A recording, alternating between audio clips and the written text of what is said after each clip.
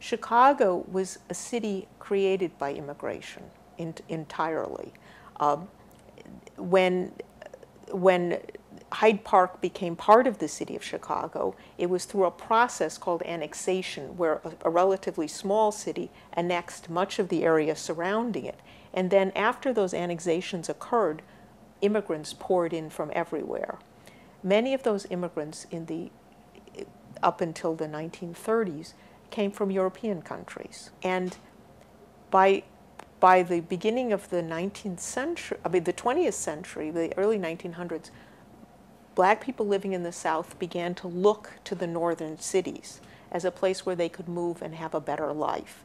And many of the important early politicians that I talk about in my book, the precursors of Obama as important black politicians from Chicago, actually grew up in the South as young men and fled and came north and found in Chicago enormous educational and career opportunities that they would never have had in the South.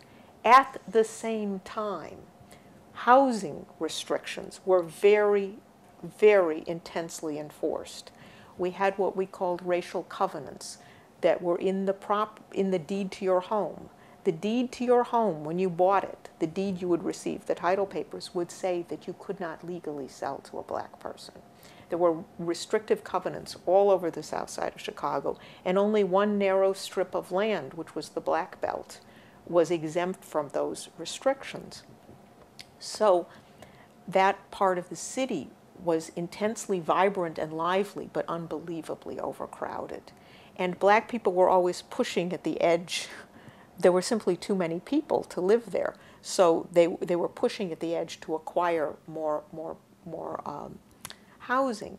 And a pattern developed as the black community prospered in Chicago and people had the money to buy property and wanted to live in nicer houses and in less overcrowded neighborhoods than Bronzeville, than the heart of the Black Belt, that people moved into white neighborhoods.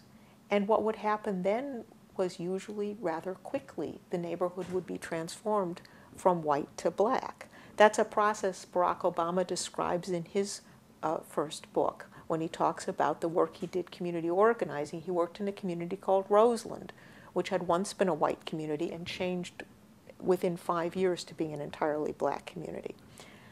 Then blacks increasingly, and one was a black lawyer from Hyde Park named Earl Dickerson, challenged in the courts the system of racially restrictive covenants, and increasingly they won. And the covenants would not stand any longer to keep black people from moving into the community. So by the 1940s, it was clear that black people would be able to legally move into Hyde Park. The question was not would black people move into Hyde Park, but would any white people stay? And that was what the community organizing was around, to encourage people to stay. The Hyde Parkers that worked in that community organizing, and a lot of the grassroots work was done by women organizers, who went door to door and talked to people and persuaded them not to move and formed little community groups that solved small problems and made people feel good about the neighborhood. That they really believed that other people would look at the interracial community they were creating and imitate it. They thought they'd hit on something that was the greatest thing since sliced bread, and they wrote it up very proudly, and they thought they would be the model for other communities. That did not happen.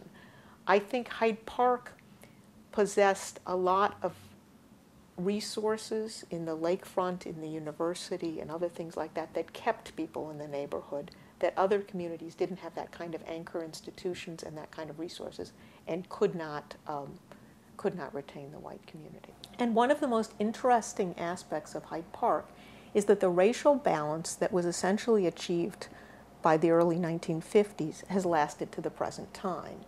You often find a neighborhood in Chicago or in other major American cities that is racially and ethnically diverse because it's undergoing change. It's moving from one thing to another. It's not becoming racially integrated and then staying that way. So, of course, that was a simple advantage for Obama. If you want to be a black man running to be for president of the United States, it would be awkward to be a black man running from a white neighborhood. It would also be an awkward reminder of the divisions in this country to be a black man running from a black neighborhood. But Hyde Park provided him with a much more reassuring setting, a place that looked like the speeches that he made about not having a black America and a white America, but one America. This is one community that has been racially balanced for many, many years, for several generations now.